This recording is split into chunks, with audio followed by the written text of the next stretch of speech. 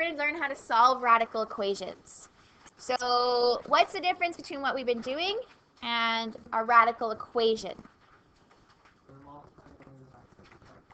We were only multiplying, dividing, adding, subtracting, right? We were simplifying. They were expressions. Today we're going to look at equations. What does an equation have that an expression doesn't? An equal sign. Hence the word equation has the root equal. So there's an equal sign. We're actually going to be solving today, coming up with a solution. X equals this. And it's going to involve quadratics. Yay! So remember when I said quadratics is going to come back and haunt you? The ghost appears today. Okay, so let's look at this. Is it possible for the square root of x minus 2 plus 3 to equal 0? Think about it. Try putting different numbers in for x, or is there a way to make this to equal 0? For it to equal 0. We want this plus 3 to equal 0. Root x minus 2 plus 3 to equal 0. So what do we need root x plus or minus 2 to be equal to? No. A negative 3. Is it possible for root x minus 2 to equal negative 3? No. We would need this to be negative 3. And it's not possible for this, it cannot equal negative 3. Why can it not equal a negative 3? Because when you square root, you can't square root a negative number. And when you square root, it's always going to come out as this is always positive. And so a positive plus 3, if you have a positive number plus 3, that cannot equal 0. It's just not possible. A positive number plus 3 will never equal 0. It's going to be 3 or greater, right? So what happens is, so that's never possible. So there'll be times where there will be no solution. We're going to learn about extraneous roots today. And so what happens is sometimes when you're solving radical equations, you're going to get two solutions. And sometimes both those solutions work. Sometimes both those solutions don't work. Sometimes one will work and one won't. So they kind of lie to you. And the one that comes out that's almost like a lie would be an extraneous solution. Okay? So a solution that emerges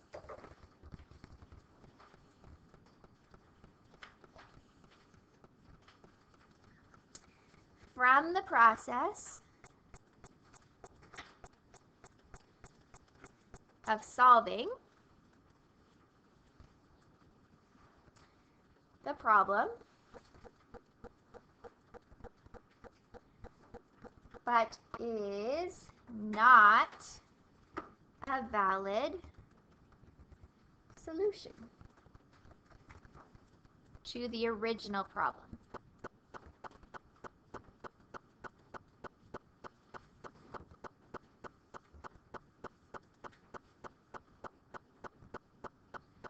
Usually occurs when we square both sides.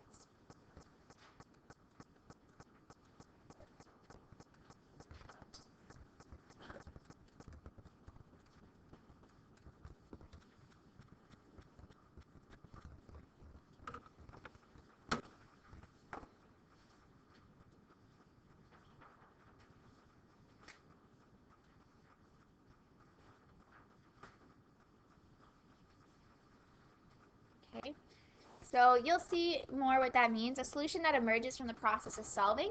So it's going to come out as a solution. How do we make sure that it actually is a solution then? And not just pretending to be a solution, or we think it's a solution, but it actually isn't? Put it back into the original equation. So guess what we have to do in radicals? We're going to have to solve and always check. Because the check is where it's going to come out. Always check your work. So when you solve radicals, you're going to get a mark for this solving. You're also going to get marks for your checks. Okay? So how do we solve? Well, when we solve radicals, the first step is always to isolate the radical. So I'm going to write that down below. Isolate the radical. And get it by itself. Okay, there should be nothing but the radical on one side of the equation. So in this case, is the radical isolated? No. So we are going to add 5.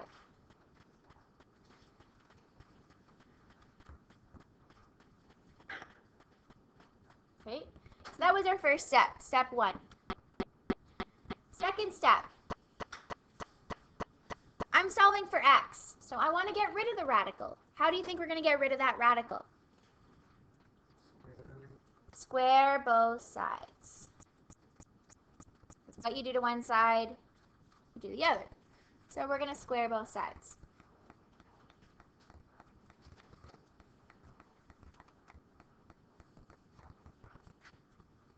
So when you square a square root, what happens? They cancel each other out. We're just left with the radicand, whatever was inside, and equals what? 5 squared, which is 25. So once we've done that, now we can actually solve for x, or solve for your variable. In this case would be 23. Do we trust our answer? Not until we do the last step, which is, actually, I'll put it over here, which is check. You always have to check. And you check with the original, the very original problem that you had. So let's do a check. We sub in what our solution was, 23 plus 2, square root of 23 plus 2, minus 5 has to equal 0. Yes, because root 25 is the same thing as 5, and 5 minus 5 is 0. So can we confidently state the solution? I should write and state solution. Check and state solution. So now we can say, therefore, x is equal to 23. Okay, so this guy, what would I have to do first?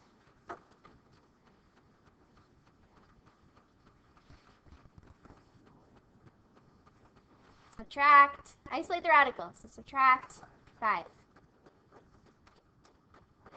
Root x plus 2 equals negative 5. Then, now that the radical's by itself, square both sides. X plus 2 equals 25. When you negative 5 squared is positive 25. Subtract 2. So 23 again. Do we trust it? Not yet. We need to check. Always with the very original. And you might have kind of spotted from the beginning that this is not possible, because root 25 plus 5, what does that equal? 10. Does 10 equal 0? No. So this is an example of an extraneous solution. So this is extraneous. That's an extraneous solution. X does not equal 23. So in this case, after I check, I need to state my solution. What is the solution? No solution is the solution. That's a paradox. No? Chris. No solution. Oh no. I really need to get new power cords.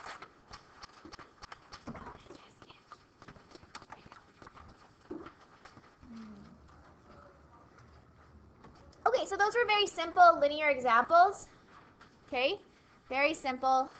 Let's make it a little bit more interesting and more like what you'll probably see on a unit exam. You might have a multiple choice that's linear like this, but not too many.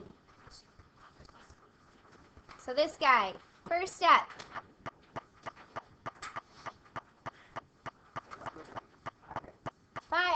So add x. We want to isolate the square root.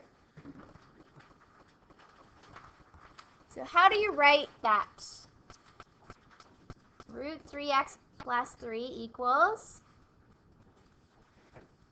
x plus 1. You can write 1 plus x if you want. It's the same thing. Next step. Square both sides. Square both sides. I'm going to move the plus x.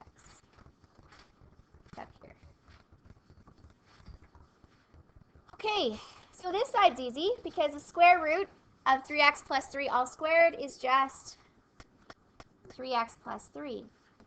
But x plus 1 squared, is it equal to x squared plus 1? Don't be foiled. What do we have to do? Foil to write it twice. When you square a binomial, you have to write it twice. And then FOIL. Or distributive property, right?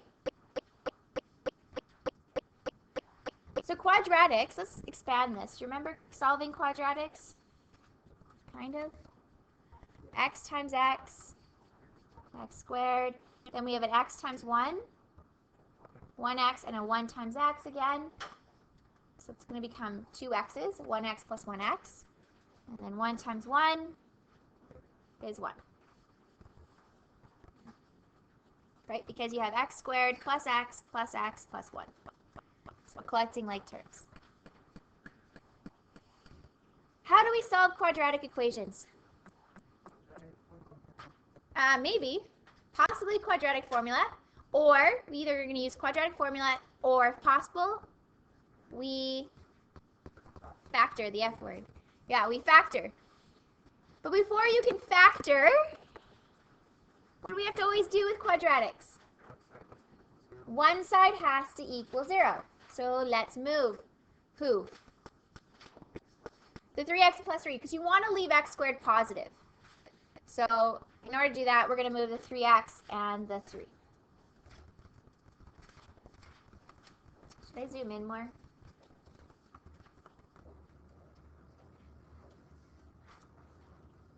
Is that better? So I get 0 equals x squared minus x minus 2. We want to see if this is factorable.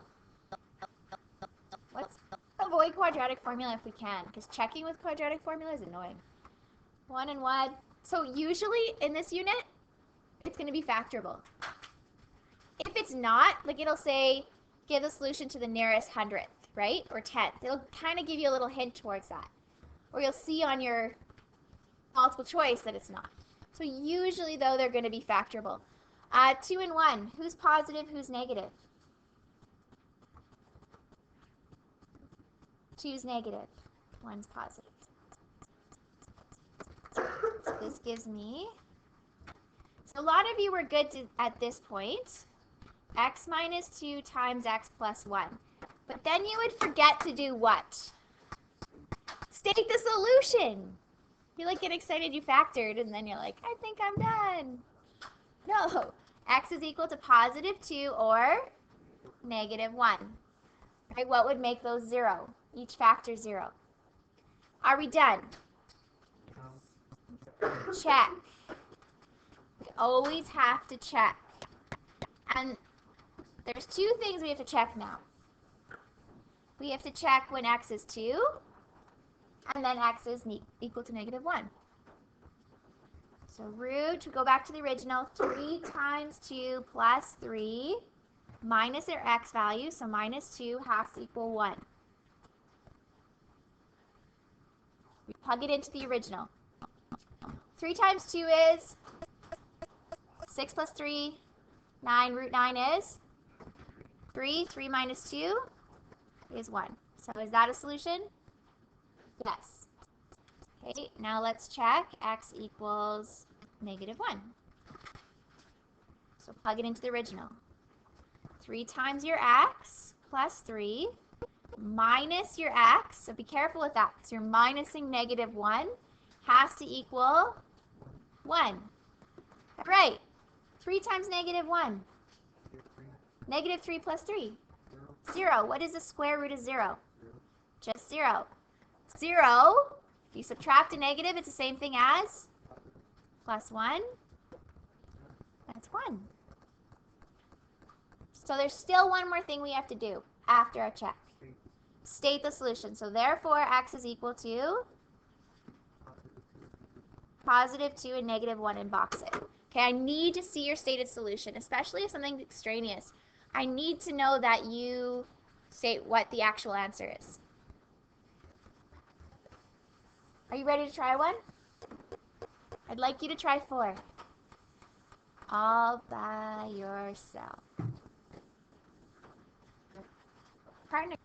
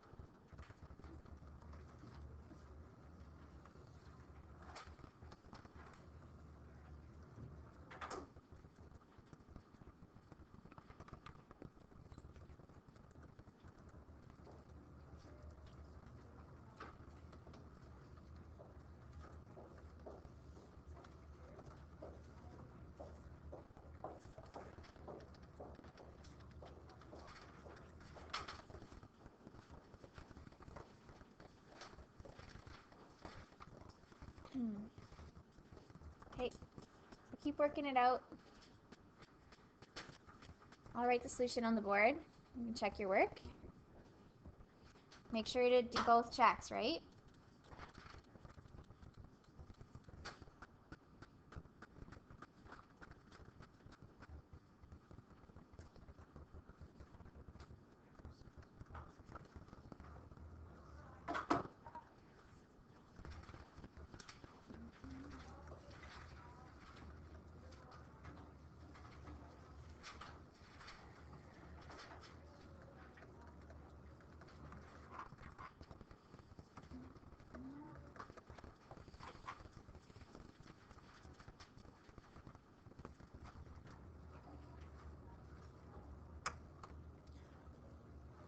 I like to even, if something comes out as an extraneous, okay, I like to even go back to the original where I wrote and cross that out.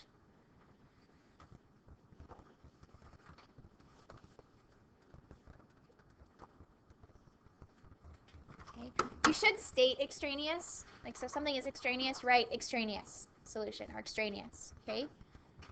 If I don't tell you to write it, you probably won't. So I'm going to tell you now, write that. If it's extraneous, write extraneous. And so don't forget to write your conclusion. If you wrote extraneous here, but didn't cross it out, but as long as you actually have a circled conclusion, I'm okay with that. Okay, you need to write a conclusion. Okay, what is actually x equal to? Because of your checks. Okay, state that solution. Now normally this one, we're going to do it algebraically. So what if you have 2 square roots? What? So on your written response, you won't have a question like this that's for a written portion. This could be a multiple choice numeric. I'm going to show you graphically in a moment, but I'm first going to show you algebraic. Okay? So what if, just so you know, what do I do if there's 2 square roots? Well, the first step is to isolate the square root. Here's the problem. There's 2. So we're going to isolate one of them. It's always easier to isolate the more complicated one. Which one's more complex? Yeah, the root x plus 16. So we're going to isolate one of the square roots at a time. So let's isolate this guy. So how do I get rid of the other root x? We're going to minus it to the other side. So we'll subtract root x to the other side. We're going to isolate one of them, one at a time. We're going to get rid of one at a time. 8 minus root x. Okay, because this way, we're going to square both sides. We're going to get rid of one of the square roots at a time. We're going to have to do this process twice of isolating the square root. Okay, so now we can square root both sides. Or square, not square root, sorry. So we're left with x plus 16. And what do I need to do with the other side? FOIL. We're going to have to FOIL 8 minus root x times 8 minus root x, which we should know how to do in this unit, right? So let's FOIL this guy out. 8 times 8 is the first one. So 64 minus 8 times root x, 8 root x, and then again, a negative root x times 8 is minus 8 root x. One's a coefficient, one's a radical. We just write them beside each other. And the last, what is a negative root x times a negative root x? Plus root x squared. What's the root x squared equal to? Just x. Can we collect like terms here? Yeah. So we have 64. Oops. 64 minus 16 root x's plus x. Now our goal is to isolate the radical. We still have to get rid of one of the radicals, so we want to isolate the radical.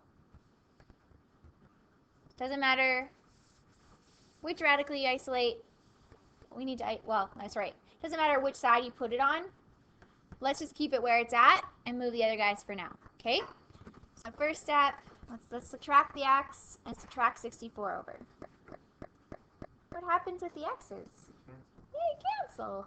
Nice. That's nice. Which gives me 16 minus 64. What is that equal to?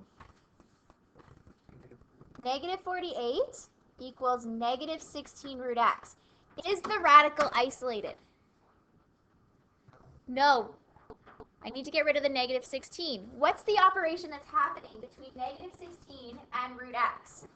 Multiplication. So we need to divide both sides by negative 16. And what does that give you?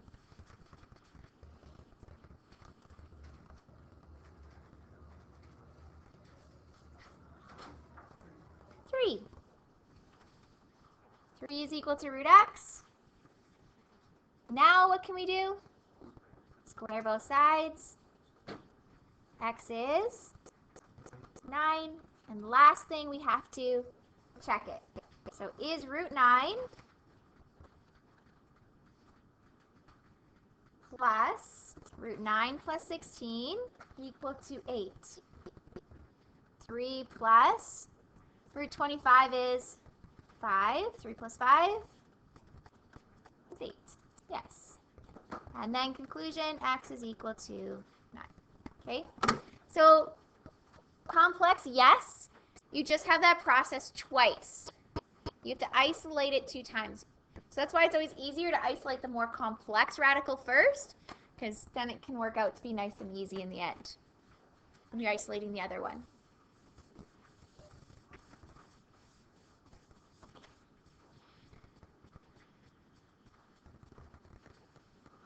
The graphical stuff will go, last page will go really fast. So let's do this one quickly. What is the speed in meters per second of a 0.4 kilogram football that has 28.8 joules of kinetic energy? Using the formula, good old physics, right? But this was, isn't kinetic energy, you don't do it in grade 9, do you? You do, right? Yeah, you do. Like, it's grade 9 stuff. Yeah, and then and it comes back over and over. Okay, so what do we know? We're looking for, what is the speed? So we're looking for RV. What do we know? Do we know EK? Kinetic energy is 28.8. And we know the mass is 0.4.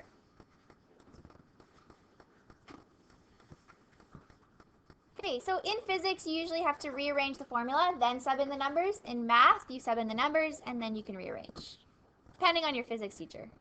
Most physics teachers, I'm pretty sure they like you to rearrange the formula first, right? Yep. So let's simplify this. A half times 0.4, what does that equal to? What's half of 0.4? 0.2. Next step. We're isolating V. Divided by 0.2, which gives you, conveniently, a nice, beautiful number, 144. That's easy. Which is, yeah, and usually when you square root both sides, it'd be plus or minus 12. This one, we're not worrying about direction and all that stuff in physics, right? It's just asking for speed, so we don't worry about plus or minus. We just say it's 12. 12 meters per second. So can you sub into a formula and isolate and deal with square roots and squares, right? Those sometimes show up. They're rare, but they show up. Okay, how do we solve graphically? So graphically is good for, this is not the way we want, this is not what we want, break it. It's great for checking your work, for a multiple choice question, especially if I give it as a numeric response and I say answer to the nearest hundredth. Okay, written response, do you think I'm going to let you answer graphically? No. You have to be able to solve algebraically, and I'll specifically say solve algebraically.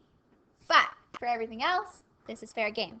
So there's two methods. The easiest method is we just let one side of the equation be y1, and the other side of the equation is going to be y2 on our graphing calculators. So you will need your graphing calculator right about now.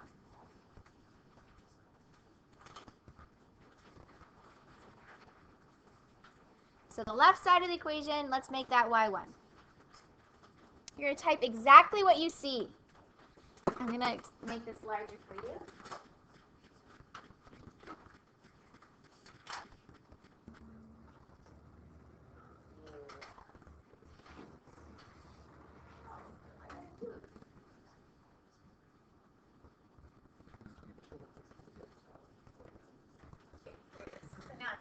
So negative 2 root x minus 3.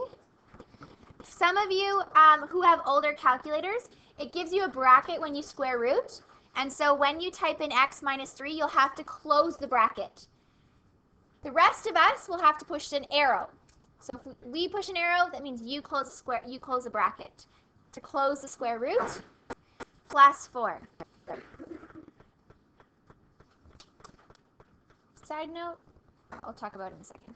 And then y2, you're going to be the left side of it, the right side of the equation. So negative 3. So we're making two equations. Now, you graph it. You have to zoom out. We'll zoom out. What's so fun? Is your stuff still there? Yes. Okay, do I need to zoom out a bit? Yeah. Or I just need to go farther along the x-axis. So you can go to your windows and just change x if you want. Our x max to 20. I think 20 is large enough. We'll find out. Okay. So you can zoom out, but I'm just going to change my x max to 20 so that it just gives me a little bit more on the x-axis. Okay, so guess what we're looking for? The intersection. That's simple. Second trace, 5 Enter, enter, enter. If there are two solutions, you'll have two intersection points. Here's the thing. Your calculator never shows you the extraneous solution. I love numeric response questions that state the extraneous solution is, because the only way to find an extraneous solution is algebraically. Because your graphing calculator will only tell you the solution, which is great for checking your answer because only one intersection, but if I worked it out and there was two, I can see which one was actually extraneous, which one wasn't. So our solution is which one? Do I want the y value? No, I just want what x equals, and x is equal to 15.25. Okay, so we're looking for find intersection. So second, trace 5. And x was equal to 15.25. Okay. Now on a side note, like that would be a great algebraic question for you because there's so much that has to be done to isolate the square root. So just for funsies really quickly, what would I do first to isolate the square root? Subtract 4. Okay, I'd subtract 4. Negative 2 root x minus 3 equals negative 7. Then what? You would have to, if there's a coefficient in front of that radical, we want to get rid of that. And so what's going on with operation? Multiplication. So you would divide both sides by negative 2. So it's 3.5, right? Or you can leave it as, so root x minus 3 equals, if you want to leave it at 3.5 or 7 over 2, and then square both sides. So this one, we're totally capable of solving this algebraically. Now you'd square both sides. And then add 3. Okay? So you get x minus 3 equals 12.25 plus 3, 15.25. So totally capable of solving this algebraically, but I'm showing you how to do it graphically. I like this one because there's a few things you have to do to isolate that radical. Okay? All right, next guy, let's solve it graphically. What are we going to do?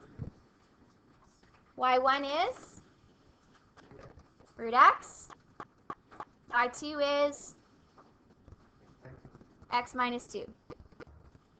Okay, so root x and x minus 2.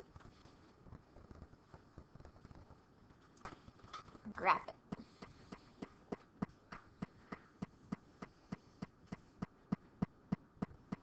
And what's my solution? X is equal to, so if the intersection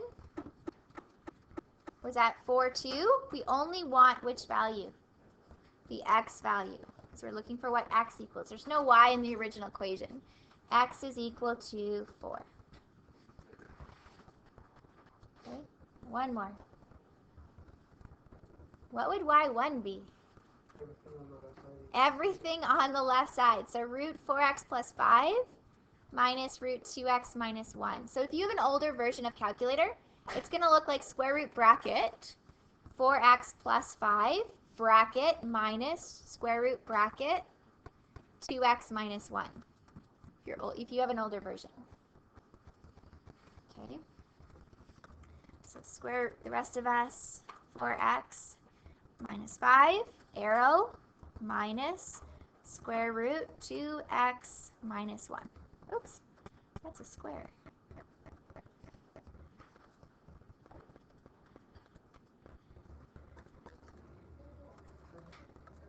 So messy.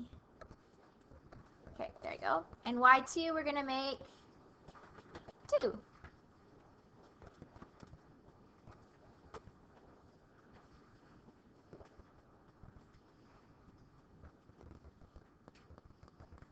Uh-oh.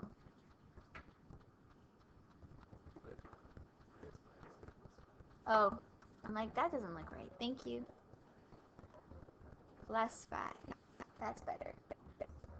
That looks good.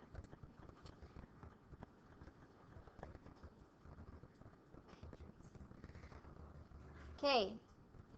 You might want to zoom into this one. We can't really tell the way we're looking at it right now if there's one intersection or two. Well, maybe you can tell. How many are there? Two. Even if you just reset your windows, you might be able to see it better. Because you see there's a little bit above. There's two intersection points. Okay. If you want to zoom into a particular area, you can push the zoom button, zoom to. Move your cursor over to where you want to zoom in before you push enter. So if I want to move into like over here is where I want to zoom in. Instead of zooming in at the origin, it's going to go zoom in to that location. Now push enter. You didn't know that? Well, now you do. So if you want to zoom into a particular area, I'll do it again. I'll reset it. So say I have this graph and I don't want to zoom in at the origin. I want to zoom in at the intersection area. So when I push zoom in, I still push zoom. I push 2. But you know how it asks you to push enter? Don't push enter yet. Move your cursor to where you want to zoom in. This is really slow for me because I can't just hold it.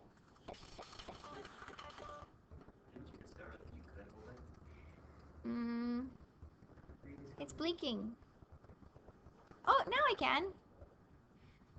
It just takes a while. So maybe not worth it. Yeah. And then it'll zoom into that area as opposed to at the origin. Cool? Beans? Okay, did you find your intersection points? What are they? X equals 5 and second trace 5. I'll do the first one. Hold it. Come on. There we go. Scroll over here, then push enter 3 times.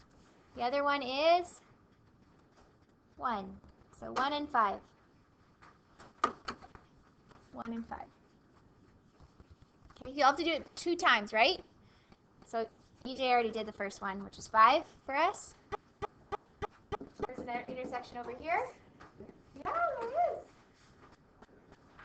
Remember if you looked at the graph originally, there's 2 lines, right? One line's like going up a little bit, and then it goes up like that. And the other line looks like this, straight. So it had to cross twice. Well, this is an exaggeration. It's like really slow, but there is 2. The other one, second trace.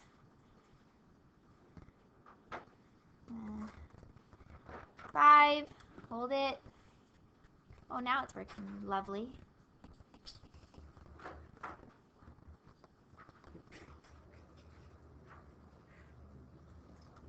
The color is nice because then it's easier to see, like that. There's a little bit of blue above, and blue below here, right when it's colored.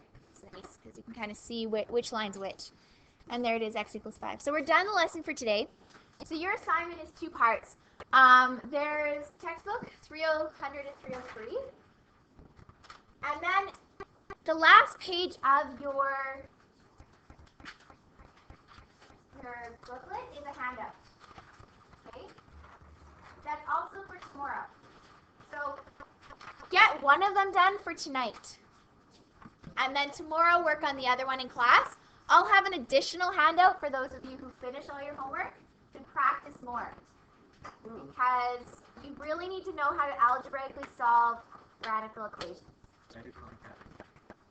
You can watch whatever you want. During class, sure. Yeah. On your phone, or do you want to? Don't trust them. Or a Chromebook. I'd have to get it for you and leave it here. I don't have any of those.